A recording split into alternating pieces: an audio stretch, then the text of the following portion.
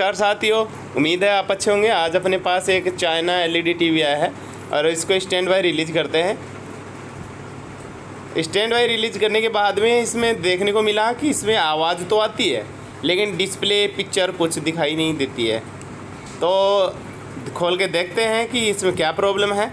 और इसमें काफ़ी सारे पेच होते हैं, सभी पेचों को अपन खोल लेते हैं। लेकिन ये ध्यान रखना है कि कौन सा पेच कहाँ से खोला है, क्योंकि लास्ट में रिपेयर होने के बाद में यहाँ पे छोटे स्क्रू होते हैं और छोटे स्क्रू की लंबे स्क्रू लगा दोगे तो डिस्प्ले टूट सकती है। तो इसको बिना देरी किए जो है अपने इसके सभी पेच खोल लेते हैं। कवर के मैंने सभी स्क्रू जो खोल लिए हैं और ये आपका मदरबोर्ड दिख चुका है अपने को। और इस मदरबोर्ड में ये देख पा रहे होंगे, ये बैकलाइट सेक्शन है और बैकलाइट पे यहाँ सप्लाई जा रही है।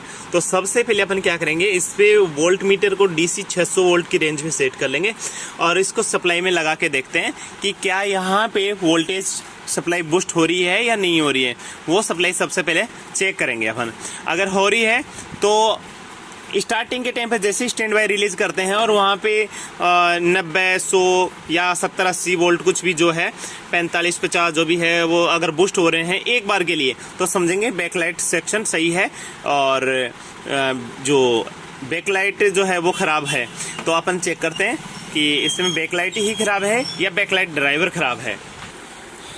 देखो, टीवी को लगा लिया मैंने पावर सप्लाई में और वोल्ट मीटर को डीसी रेंज पे सेट करके पहले से ही डीसी 600 वोल्ट रेंज पे रखा है और मल्टीमीटर की दोनों मैंने प्रोड लगा रखी हैं बैकलाइट सेक्शन के ऊपर, प्लस और माइनस पे। मैं देता हूँ स्टैंड बाय रिलीज करता हूँ। यहाँ पे आप देख पा रहे होंगे, यहाँ से मैं बैकलाइट स्टैंड बाय रिलीज करता हूँ और आप इधर देख पा रहे होंगे, इधर 66, 50, 55, 54, 48 वोल्टेज बूस्ट होते हैं। देखो, देख पा रहे होंगे। इसका मतलब ये है कि अपना बैकलाइट जो है, बैकलाइट जो ड्राइवर है, बैकलाइट सेक्शन है वो अच्छे से वर्क कर रहा है और अपनी बैकलाइट फॉल्टी है।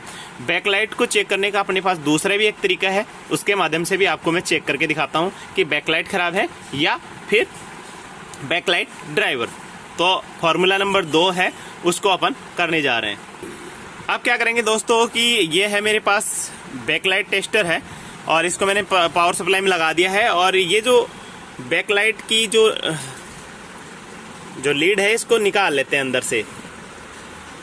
बैकलाइट की ये जो बैकलाइट के अंदर जा रही है ये सप्लाई, ये लीड, इसके अंदर अपन क्या करेंगे, पहले से ही ये बैकलाइट की 2 सप्लाई होती हैं, पॉजिटिव और नेगेटिव, ये लगा लेंगे और फिर टीवी को ऑन करते हैं कि क्या टीवी ऑन होता है या नहीं होता है। तो मैं दोनों जो प्लस और माइनस जो लीड है यहाँ पे लगा लेता हूँ। पहले एक बार मैं बैकलाइट टेस्टर को सप्लाई से हटा लेता हूँ, अब लगाता हूँ। देख पा रहे होंगे, प्लस के साथ प्लस और माइनस के साथ माइनस बैकलाइट ड्राइवर को अपन ने जोड़ दिया है, ठीक है। और अब क्या करेंगे, टीवी को भी पावर सप्लाई से कनेक्ट करते हैं और बैकलाइट ड्राइवर को भी यहाँ मेन सप्लाई से कनेक्ट करते हैं, ठीक है। तो बैकलाइट में सप्लाई आ चुकी है और आप देख पा रहे होंगे, इसको अच्छे से लगाते हैं थोड़ा। तो बैकलाइट ड्राइवर ये टेस्टर को अपन ने लगाया तो इसमें कोई वोल्टेज ड्रॉप नहीं हो रहे हैं, ठीक है। तो इसका मतलब ये हुआ कि आपकी जो बैकलाइट जो लाइट है वो ही खराब है, वो ही फॉल्टी है, ठीक है दोस्तों। अब अपने को ये क्लियर हो चुका है कि बैकलाइट सेक्शन ओके से बढ़िया से काम कर रहा है, लेकिन बैकलाइट जो है वो काम नहीं कर रही हैं। अब बिना देरी किए अपने इसकी डिस्प्ले को खोलते हैं और बैकलाइट जो है उसको रिप्लेस कर देते हैं।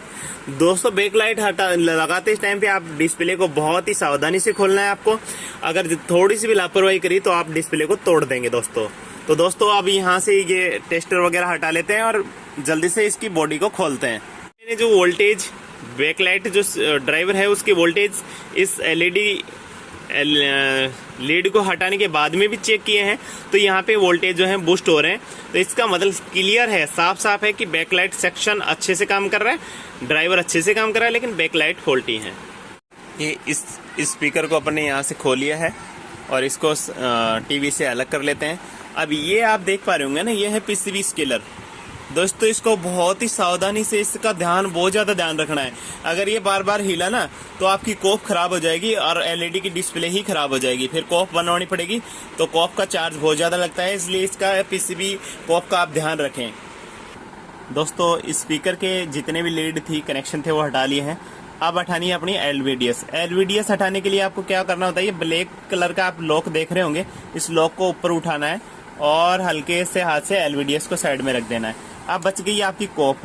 तो कॉफ आपकी टूट ना जाए इसके लिए आपने पास एक टेप होनी चाहिए, और उस टेप के माध्यम से आपको करना क्या है,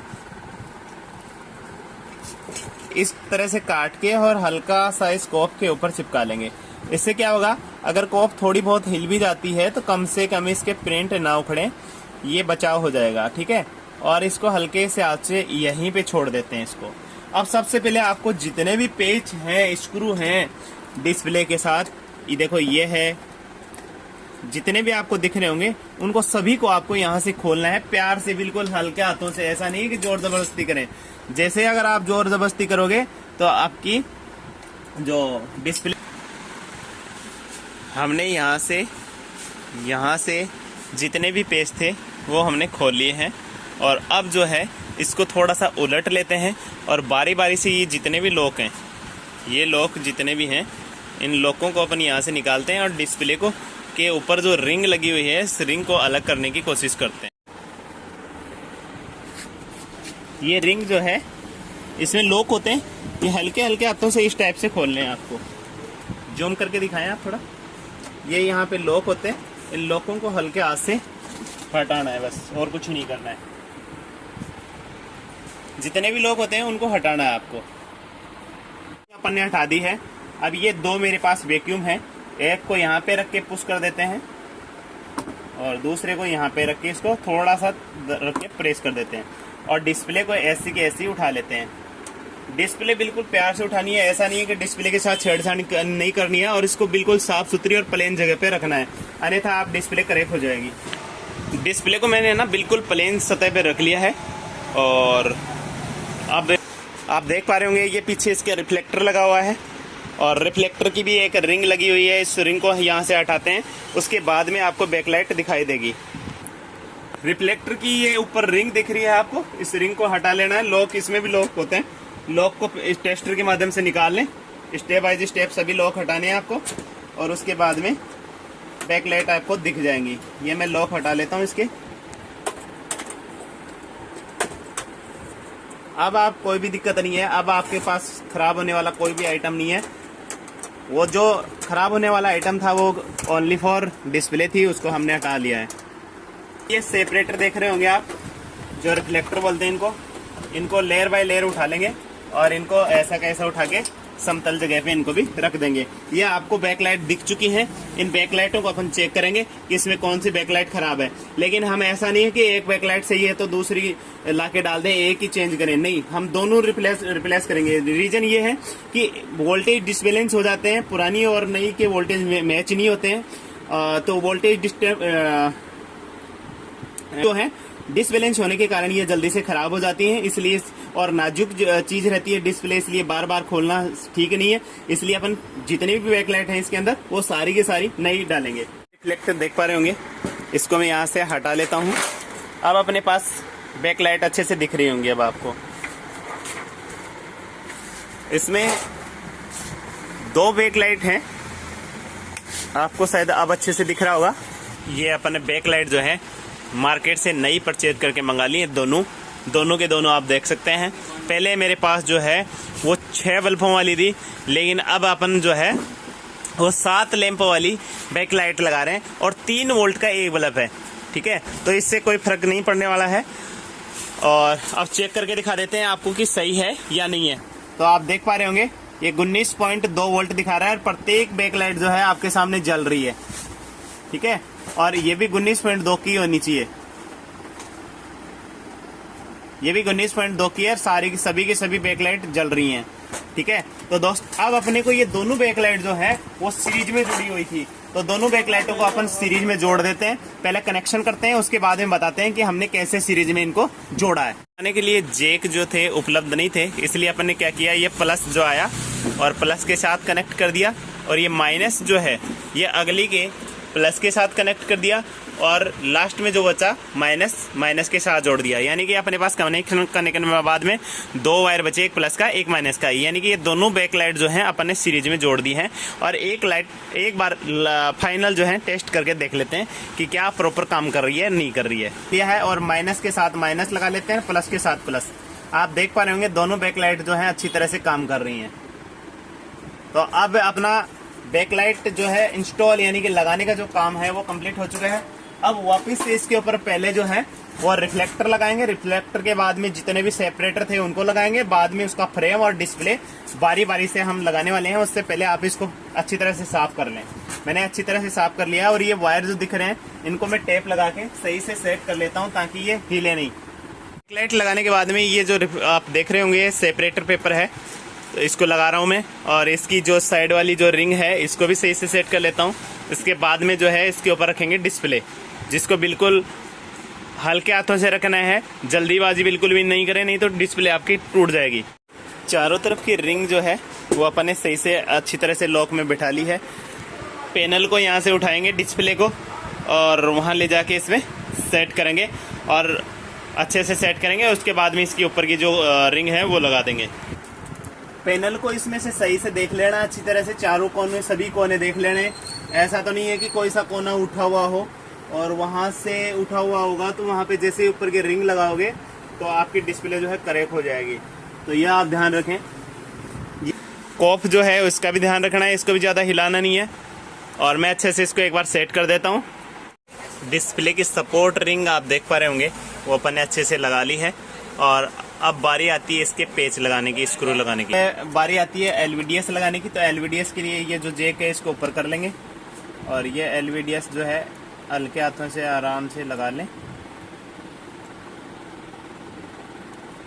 देता हूँ, ये LVDS लग चुकी है। और ये जो VCC वाला जो हिस्सा है वो इस साइड में लगा देंगे, और ये जैक मैंने लगा दिया है, आप देख पा रहे होंगे, ठीक है।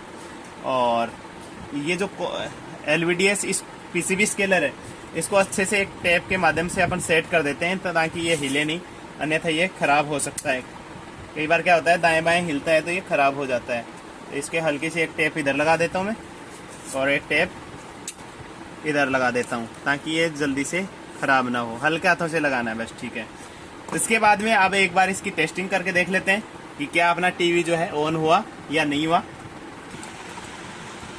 अपन ने जितने भी जैक निकाले थे, ये स्टैंड बाई और बटनों की जो रिबन है, और ये जो है LVDS का है, और ये पीछे ये छोटे वाला ये बैकलाइट का है, ये स्पीकर का है।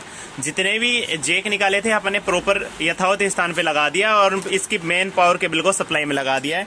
यहाँ पे आप देख पा रहे होंगे यहाँ पे सप्लाई आ चुकी है। और टीवी को एक बार थोड़ा सा सीधा करके और इसकी स्टैंड बाई रिलीज करके देखते हैं। मैंने स्टैंड बाई का बटन दबाता हूँ, और ये स्टैंड बाई रिलीज हो चुका है। अब देखते हैं कि क्या टीवी ऑन होता है या नहीं होता है।